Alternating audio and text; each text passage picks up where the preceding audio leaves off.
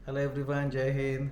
मैं doctor Prashant Jagtap, former assistant commandant centre industrial security force and top educator on Unacademy platform for CPF assistant commandant examination, CDS examinations, AFCAT examinations and NDS. ये जो series मैंने शुरू किया है, प्रशांत sir है ना, इसमें आपका स्वागत है।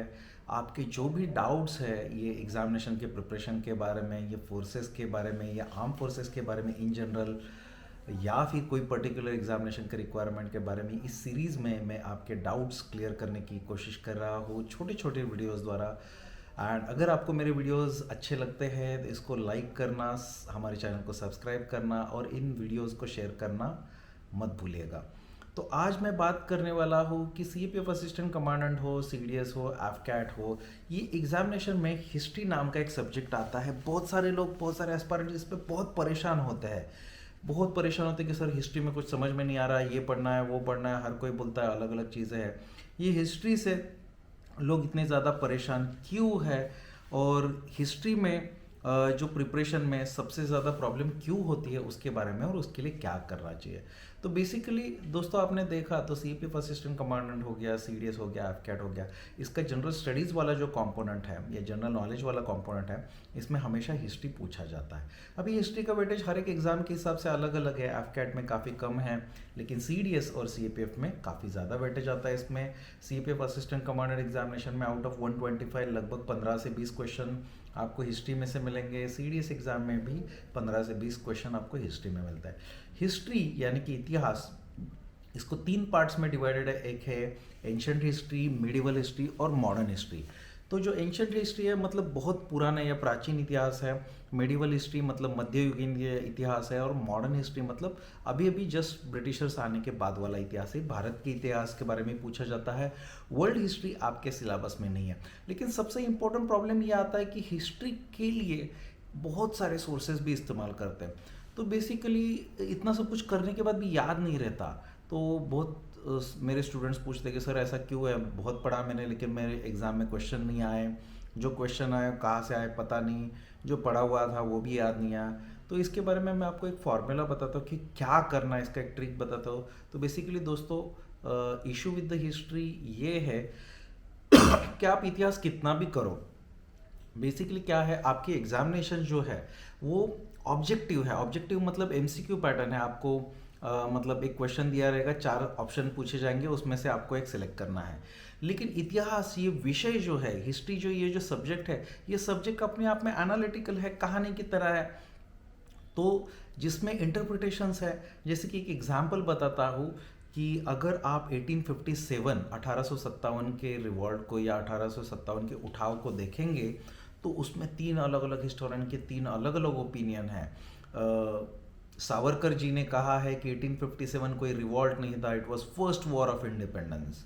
किसी ने कहा है कि इट वाज जस्ट अ सिपाही म्यूटिनी, ये सिर्फ कुछ ब्रिटिश ईस्ट इंडिया कंपनी के सिपाही थे और उन्होंने सिर्फ एक म्यूटिनी किया था, विद्रोह किया था। किसी ने कहा था कि ये रिवॉल्यूशन है, ठीक है, और ये बहुत बड़ा लेवल का है। तो अभी ये तीनों में से देखा जाए तो ऑब्जेक्टिव अगर क्वेश्चन आ गया तो यू माइट गेट कंफ्यूज इसमें, because it is always subject to interpretation. तो इतिहास क्या है, हर एक इतिहासकारों ने अपने अपने हिसाब से इतिहास में जो भी घटनाएं घटी है उनको अपने एबिलिटी के हिसाब से, अपने अंडरस्टैंडिंग के हिसाब से, अपने नॉलेज के हिसाब से उन्होंने उसको इंटरप्रीट किया है, उससे मतलब निकालने का कोशिश किया है, उसको और स्टडी किया है। इसका हमारे लिए प्रॉब्लम क्या होता है, इतिहास है एनालिटिकल सब्जेक्ट और क्वेश्चन हमें आ रहे हैं फैक्चुअल। तो होता क्या है, जब तक हम लोग ये कहानी नहीं सुनते, ओपिनियन नहीं सुनते, चीज़ों को समझते नहीं है, विजुलाइज नहीं करते, तब तक हमें मज़ा नहीं आता, तब तक हमें पूरा कहानी ही समझ में नहीं आता। लेकिन ये वाले अप्रोच का दूसरा प्रॉब्लम ये है कि जब तक आप कहानी सुनते हो और आपको कहानी बहुत अच्छा लगता है, वो टाइम पे आप फैक्ट्स भूल जाते हो। और जब फिर आपको पता नहीं चलता कि कब शुरू हुआ, कितने लोग थे, किन्होंने क्या किया, किसने कौन सी किताब लिखी, किसने कौन सी बिल्डिंग बांधी, वो किताब के अंदर क्या था, कौन कहाँ से आया था, ये फैक्ट्स जो है कहानी में गुम हो जाते हैं।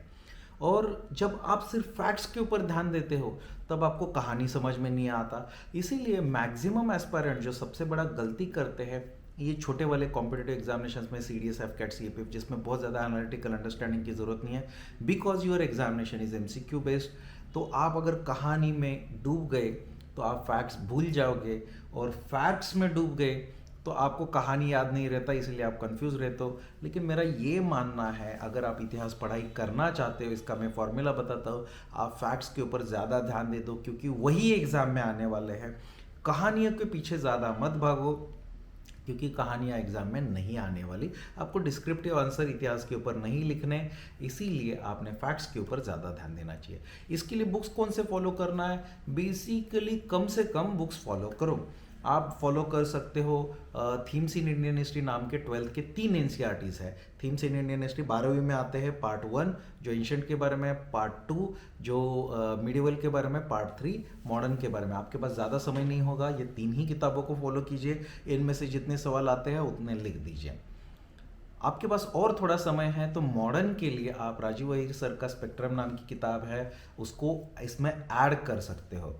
अगर आपके पास ये चारों ही किताबें करने के लिए टाइम नहीं है तो कोई भी नोट्स उठाइए और वो नोट्स को याद रखने का कोशिश कीजिए। कोई भी नोट्स उठाए, उसमें से जितने सवाल 5-6 सवाल उसमें से भी आएंगे।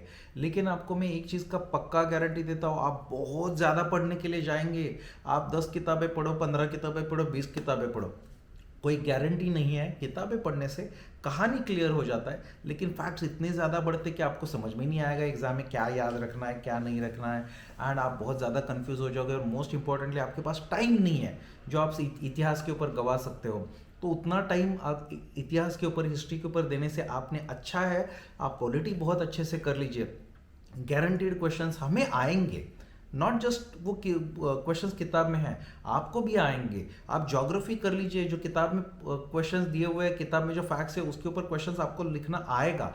जनरल साइंस कर दीजिए, डायरेक्ट क्वेश्चन आपको आएंगे। उसके ऊपर आप जो हाई स्कोरिंग सब्जेक्ट है उसके ऊपर ज़्यादा फोकस कर दीजिए। इतिहास में डूब के मत रहिए, नहीं तो आपकी नैया कभी पार नहीं होगी। एग्ज़ाम क्लियर करने का तरीका यह है कि इतिहास बिल्कुल छोड़ना नहीं है, लिमिटेड पीरियड लिमिटेड चीज़ें करना है, और जितना क्या है उसको ठीक से याद रखना, यही इतिहास में अच्छा स्कोर करने की है। मैं आशा करता हूँ आपको मेरा ये वीडियो अच्छा लगा तो इसको लाइक कर दीजिए, इस वीडियो को शेयर कर दीजिए, और आप मेरे चैनल को सब्सक्राइब करना मत भूलिएगा। इस सीरीज़ में मैं आपसे ही कमेंट से जो डाउट्स है उसको मैं आंसर करने की कोशिश कर रहा हूँ छोटे छोटे वीडियोस द्वारा। अगर आपके कुछ डाउट्स हैं तो आप कमेंट सेक्शन में डाल सकते हैं, जिसके ऊपर मैं पक्का आपको आंसर करने की कोशिश करूँगा। अनअकैडमी के ऊपर आप CDS, FCAT, CAPF, NDA ऐसे कोई भी एग्जामिनेशन का प्रिपरेशन करना चाहते हो तो हमारी तरह टॉप एजुकेटर्स के साथ आप मिलकर पढ़ सकते हो। इसके लिए अनअकैडमी का सब्सक्रिप्शन ले लीजिए। अनअकैडमी के सब्सक्रिप्शन के ऊपर अभी फ़िलहाल ऑफर्स चल रहे हैं। ये ऑफर्स के लिए पाने के लिए आप प्रशांत YT10 PRASHANTYT10 इस डिस्काउंट कोड को भी इस्तेमाल कर सकते हो, जिससे आपको ढेर सारा डिस्काउंट भी मिलेगा। तो इस वीडियो को लाइक करना, शेयर करना और हमारे चैनल को सब्सक्राइब करना मत भूलिएगा। Thank you very much. जय हिंद।